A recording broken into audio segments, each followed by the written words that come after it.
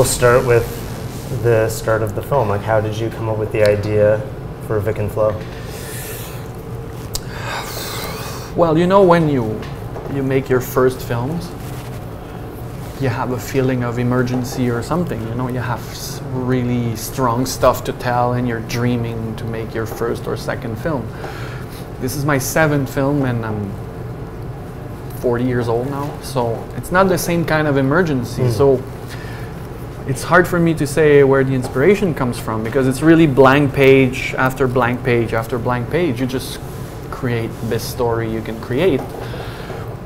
But to be more specific, I wanted to go to evolve or to have a continuation of curling.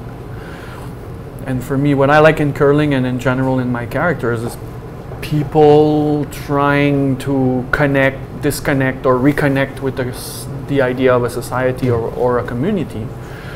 So that was the case in curling. It's the same here. I'm really touched by people who think they can live by themselves outside society, and not freaks, not marginal people, just, well, Vic and Flo in the film are that type of people, and it touches me. Then I never wrote for female characters that much, so I wanted to try that. Then write more dialogues. Then I'm always interested in the mechanic of storytelling, so I wanted to blend genres of cinema in the same film. I wanted to tell my story this way and then switch totally this way and transform an intimate film into a vengeance film, and I didn't know if I was allowed to do that, if I was able to do that. So I always say I'm not a very good storyteller, but I know I'm obsessed with storytelling, so I experiment on that, and I didn't know if the audience would follow me in everything I was trying. So all these different energies, and then Vic and Flo was born, and you just look at the film and you're like, where's that coming from? You know, and, oh, it comes from here. So so it's really a blank page kind of thing. I think it looks like me, and for the first time I hear stuff like, oh, this is a Denis Côté film. I think it's the first time I hear that. I heard that for Vestiaire, and I heard that now for Vic and Flo, and it's finally, you know, when I made my first films, people were like, oh, he was a film critic, so he wanted to not copy, but he was inspired by his favorite filmmakers.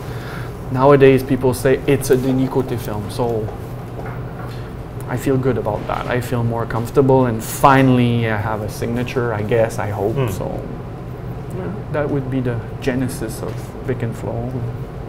And you've, I'm going way off my course, but you've used different DPs almost for every film. Like, you rarely stay with the same. So how do you, or what do you think is the thing that people are picking up on when they say it's a Denis Côté film visually? Well, that DP stuff it's been accidental. You know, I've worked with someone, then he was not available for the next one, then the same thing. Then it puzzled me, because why am I changing for every film? I'm not sure why, but I still need to find my DP, it seems. I have the same sound guy since 6-7 films, editors, 5 films.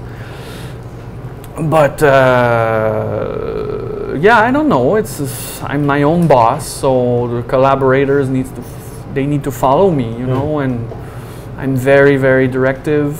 I always think the film is mine and mine alone, which is a bad way of thinking, but so I guess I can be surrounded by anybody and I will find my way, you know. How did you come across the visual style for Vic and Flo? Because, I mean, you had your negative guide for Best Year of All the Things You Weren't Going to Do. Curling you've described as a kind of a literary film. And then you have like all of the tracking shots in Elle, veut, chaos. Like, how did you come up with the style of Vic and Flo? I guess you just grow older, you know. I was what I would say an apostle of the real, you know. Everything, I would never change something in the reality around me. I would, if you give me this place to shoot, I would not change anything. That was in 2005, 2006.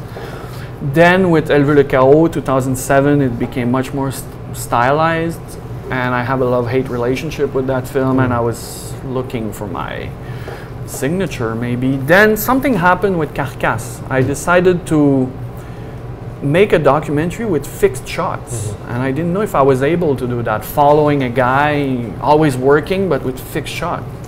So that was a good aesthetical school for me. Then came curling, which has some camera movements, but it's more comfortable for the viewer. It's just like it's more about the narrative. Then I came back with this sort of tableau with Bestiaire.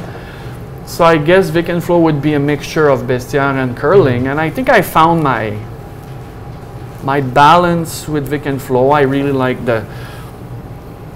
I like nice shots, well done, not beautiful, but just something that is well done. Well, you feel somebody thought about that shot, you know. And I would never use the camera handheld again. I think Vic and Flo, you can find my signature in there, and I think it goes well with the characters.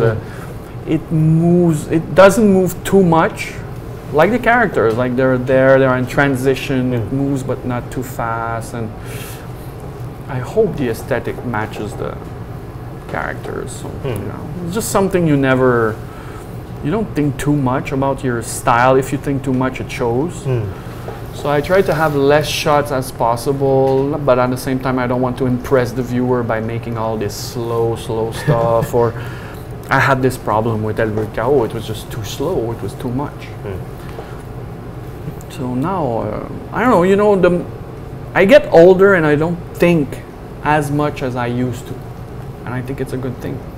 You just follow your ideas, your choices, and you don't think too much, and it flows better. Like when you're a young filmmaker, you want to impress everyone, and you want to, but I don't know.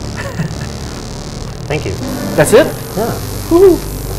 I didn't do any of the questions I had prepared. Because I talk a lot.